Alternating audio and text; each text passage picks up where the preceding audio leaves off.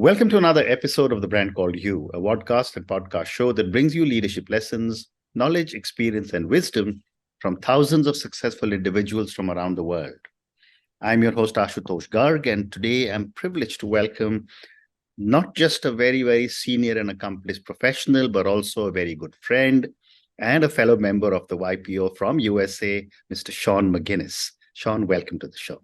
Good morning, Ashutosh. How are you? Thank you. Sean is the Chief Executive Officer of Mutual Capital Alliance Incorporated. He has specialized in scaling professional services firms. Sean is the former international president of the YPO, and he's also the past international global president of the Entrepreneurs Organization, or EO as it is more popularly known. So Sean, I know you've done some amazing things for YPO, and I've seen you doing some amazing things. But before I come to that, I know you've had an amazing journey from South Africa to USA. Yes. Tell me a little bit about your own journey. Well, like many people in South Africa and a lot of, fellow people from India who lived and were born in South Africa, it's a real melting pot. Correct. So I was in some ways very fortunate to be born in South Africa in the 60s, and also unfortunate because when I grew up in South Africa, we were under apartheid, one of the most restrictive, despicable policies that could exist. Yeah. And I grew up not knowing that was the construct under which I was and which we were living. But obviously, the older I got into my teen years and certainly into university, recognized just how disparate and how difficult it was. But I think what that gave me was the opportunity to really look at life through a 3D lens as opposed to a 2D lens.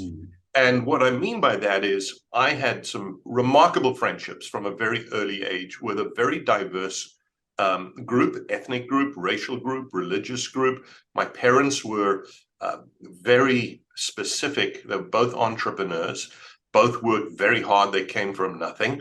And they instilled in my brother, sister, and I a deep regard, respect, and appreciation for people. For example, my mother sold the first home to a Chinese immigrant family in Durban and was able to convince the government to let them live in a European white area. Wow. I can imagine the table conversations, Ashutosh, in our house, and the hate mails that my mother would get. No emails or texts in those days, but very controversial. And then my father was involved in manufacturing of office furniture. They had a steel plant, they had a finishing plant, they had a fabrication facility. And it was truly his philosophy was, I'm going to hire the best people for the particular task. And so that business was really a microcosm of everybody in the country, and it worked very, very well. So I had that privilege. And then with hindsight, I had the opportunity to really admire people like Nelson Mandela, for example, Bishop Tutu, your great Mahatma Gandhi, for example, that practiced law in South Africa. And that gave me a very interesting geopolitical perspective. And then I emigrated to Canada in 1989. But growing up in South Africa was fantastic. And I also, this is a fun fact, growing up in Durban, where they're now in excess of, I would say, probably 2.5 million expat individuals from Indian origin, I grew up experiencing the flavors of the great Indian cuisine, to which I'm addicted now. Amazing. Amazing. Yeah, thank you. So let's talk a little bit now about YPO, an organization that you and I both love. I've been a member for three decades now. Yes. And you have really been at the forefront of shaping YPO into the incredible organization it has become today. Thank you. I'd like to start by asking you, for our viewers and listeners, give me a perspective of how large is YPO today, and a little bit about members, countries, and chapters. Yes, so I'll start with member countries and chapters. We operate today in 128 different countries. We're over close to 600 chapters now around the world. We'll cross the 34,000 CEO member threshold this year, which is remarkable for an organization that really is invitation only. You have to meet some very specific thresholds in terms of your qualifying criteria, and you have to join YPO like you did and I did before we turn 45 years old. So the real essence of YPO is its ability to attract young, emerging business leaders that have achieved a certain amount of success, but that are lifelong learners, that are inherently curious. The overarching global dollar value of all the combined member businesses will exceed $9 trillion this year. Now, I hope your audience understands. I don't even know how many zeros that is. I know. That is extraordinary. And millions of employees, and every YPO business touches millions of people daily, somewhere in the world, in every time zone. So as someone was telling me this $9 trillion, and this is for my viewers and listeners, if YPO members were a country, $9 trillion would make it YPO the third largest country in the world. Correct. But back to you. And what's beautiful about the diversity and the locations of members, think about having access. If you're an emerging leader or you're developing your businesses and you have an opportunity to access somebody in Mongolia, you and I have friends in Hong Kong, Singapore, every major city in the world, the ability to pick up the phone and get some advice and say, Ashutosh, I need help in this particular area. I don't know quite where to go. Could I grab an hour of your time? Not in a business solicitation standpoint, but in a, can you help me? Correct. And by virtue of that, what happens is people are so willing to help because it's in the DNA of the membership. That then creates, it's almost like it creates an obligation of you then helping to pay it forward. Just like you started this amazing podcast through a very giving, very open, very noble cause to help people learn and grow and understand from different real life experiences how people have managed and what they've done. YPO nearly 75 years ago was founded on the principle of experience sharing. Correct. And also confidentiality, because when you share authentically, the obligation of both parties, because there may be some sensitive information shared in that exchange, is to hold that in a deep, confidential manner. And it really works the best that I've ever seen. You know, there's a saying in EO and in YPO that both these organizations scale trust better than any other organization out there. And I've lived that. That is absolutely true. Yeah. You're so right. But my next question to you, Sean, is that what goes into leading a global peer-to-peer organization which has only got alpha members? Yes, I think, you know, I'm reminded of one of our YPO chairman who you know, Bernie Ayong. And Bernie had this great presentation to the board on servant leadership. I think when you can suspend your own ego, you know, there's something in YPO that we call the trust formula. Correct. And the trust formula, I think, was for me, basically, it was my North Star in terms of how I position myself in leadership. And by the way, many of the C-suite of the full-time YPO management team, we spent a lot of time very candidly discussing that it's not about us, it's about how we serve, how we create best practices, how we create departments, resources, relationships, technologies to serve our members. When you operate from a servant mindset, it changes the frame because we can't know everything as a leader. Would you agree with that? Yep, absolutely. In every business I've been involved with, our role as leaders, and my role as a leader, has been to help others achieve to their maximum potential.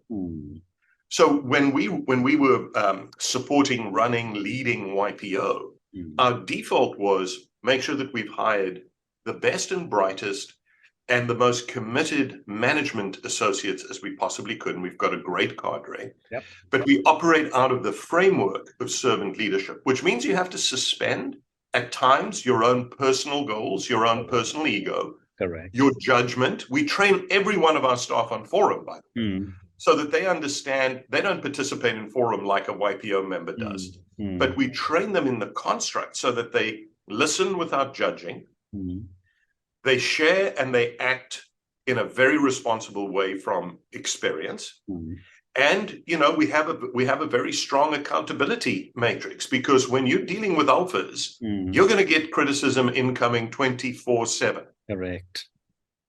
So it was a balance. We managed to get it right. It wasn't perfect at times, but I would say, you know, to conclude, I would say servant leadership, and then deploying this trust formula, which is credible in your own you know, personal activities, reliable in terms of how you show up, adaptable, because working in every time zone in the world, 128 countries and 33,000 members at the time, you have to be adaptable. Yeah. And then also with members, because members, it's a membership organization, it's an intimate organization. Understanding the vulnerability and the tremendous responsibility for holding trust, minus ego, this is a formula, equals trust. Does that make sense? Absolutely. Very, very well articulated. Thank you. Thank you. The next question, Sean, is that YPO is probably one of the most culturally diverse organizations in the world. I think you probably have every possible culture, every possible religion, and whatever other forms of diversity you political point of view, you name it. You know, in YPO. How difficult is it to manage so many different cultures, so many different expectations? You may be surprised at this answer. It was not that difficult. Okay. Here's why. When somebody joins YPO, from wherever they come from, we take them through, every single member gets trained on how to participate in a small group mastermind setting. We call it Forum. Correct. That training is a couple of days long. And what that training does is it puts everybody on the same playing field. So think of, you know, hiring somebody into your organization. What is the most important thing when you hire a new person into an organization? It's their onboarding. It's their orientation to the culture. Correct. It's setting them up to succeed, but it's also making sure that they know what the, let's say, the operating principles are. Businesses that don't do that suffer much more than businesses that do. It takes them longer to get somebody, for example, up to speed. It takes more time for, you know, the rank and file, for junior people to really subscribe to the purpose, the vision, the mission of the business. So in YPO, when you're a new member, firstly, you arrive, and, you know, I arrived, I had a small business, but when I qualified, it was 23 million US in sales. I had 54 employees. I was smaller on the scale of a lot of YPO businesses. I felt a little bit like an imposter. You've heard the concept of the imposter syndrome. Yep, absolutely. How did I get this great honor to be, you know, a member of an organization when you have some of the world's top billionaires and, you know, incredible, you know, legacy families and wonderful entrepreneurs? And what happens when you go into this training program is you all level up, because at the end of the day, we're all human beings. We all have the same strivings, some of the same fears. We all have different world experiences, lived experiences. But when you boil it down, we're all trying to do the best for our families, for ourselves, for people in our lives. We've all struggled with something, and we will continue to be, part of this, very disruptive world. None of us has a crystal ball that can say, and God forbid I'm struck down by an automobile crossing the street today.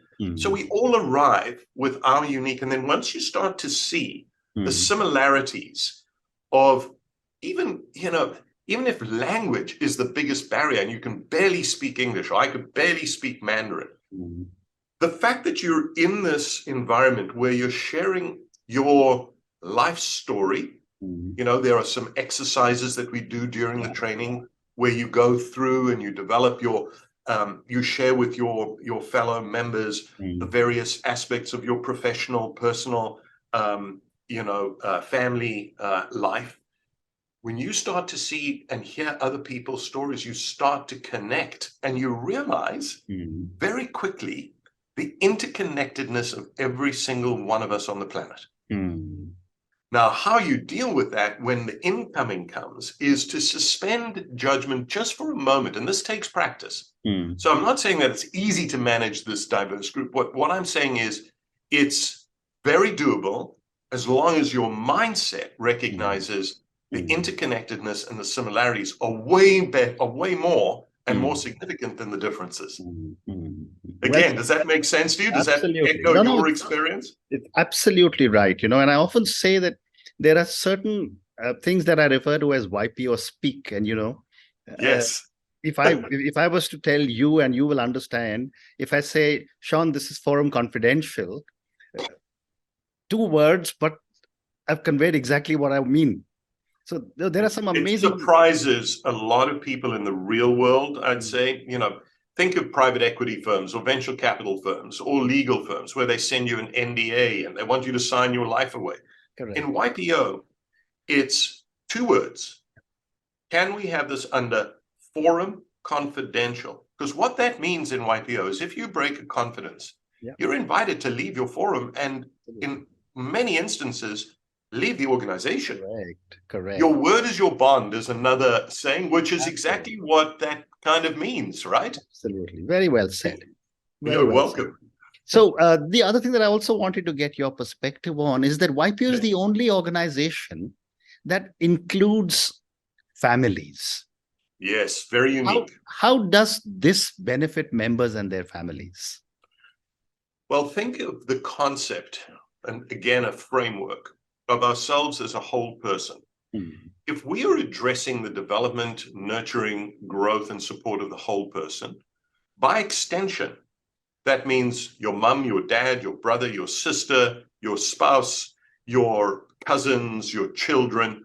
YPO figured this out very, very early on. Correct. Because we know we could go to Wharton or Harvard or INSEAD or your top university, any top university around the world, and it's a very singular one-to-one. It could be one-to-many in your class, and you get your professors coming in, but they really are addressing you as a single entity and your personal learning. Correct. YPO is completely the opposite. They recognize that you come in as a member, but your membership includes your spouse, and when your children get to the age of 18, you can enroll them in the Y next generation, young next generation leader, of which there are now over 4,500 young next gen. And it's fantastic to see. So we recognize that at work, you don't just bring your business self. Everything comes with you. Everything leaves with you. So YPO has the whole person approach. And I must say, I think it has contributed to the stickiness of YPO. I bet your audience would be amazed to hear that for a business that's been around for 74 years, YPO has an average 95 to 96% retention of its members year on year. Absolutely. And that's fantastic. That's amazing. What business could claim that? Correct. Maybe for a year or 2 you could get it right. But Yeah. isn't that extraordinary? Yeah. Absolutely. So, I think we're going to be running out of time. So I'm not going to, I'll probably take time from you for another time to talk about scaling professional firms. Well, I have pleasure. 2 more questions to ask you on YPO. Yes. How does YPO handle diversity, equity, and inclusion? Fantastic question. So at the heart of YPO is this construct of we're here for everybody. Correct. So the fact that we operate in 128 countries, we're not political. So we don't take a political stance. We're not advocating for a religion or a religious point of view or a philanthropic point of view. Correct. So we're very, very clear in our mission that we're about lifelong learning and idea exchange, regardless of ethnicity, race, sexual orientation, or anything that puts a label on anybody. We are a label-less organization. So, and we've been doing that for almost since the inception of the organization. Diversity and equity and inclusion. I used this phrase last week with a group of people here in Dallas that run one of the finest foundations, community foundations in North America. It's a multi-billion-dollar foundation. We were talking about diversity, equity, and inclusion. And my challenge to them was, how do you make diversity, equity, and inclusion table stakes, foundational in everything you do? Because if you make it foundational, then you don't have a discussion about quota and affirmative action. Now, we all have bias. Correct. We all have unconscious bias. Anybody that says they don't, maybe should come and see me and we'll get them involved in some really good therapy. Yes. But seriously, if you make it foundational, but you bake it it's got to be baked into your mission, your vision, and your purpose, bold, loud, clear. And then you've got to walk your talk and make sure that the organization looks like what you've said it looks like. You come to any YPO event around the world, and you and I have been to many, many, many together. Correct. And you see the diversity, you will be blown away. Well said. And my last question to you, Sean, and this is coming now to the young leaders. Yes. You know, the age gap between the YPO members is increasing, and I know we've got to keep the Y in YPO. Yes. I wanted to ask you, how is YPO changing to welcome millennials, the Gen Z members, and so many startup entrepreneurs who more than meet financial qualifications? Yes. But are maybe in their early 20s or early 25 or early 30s. Yes. So again, the key is our chapter model. What really is great about YPO is that it's not a top-down dictatorial system with too many rules. Yes, there are rules and guidelines, correct, which every business has to have.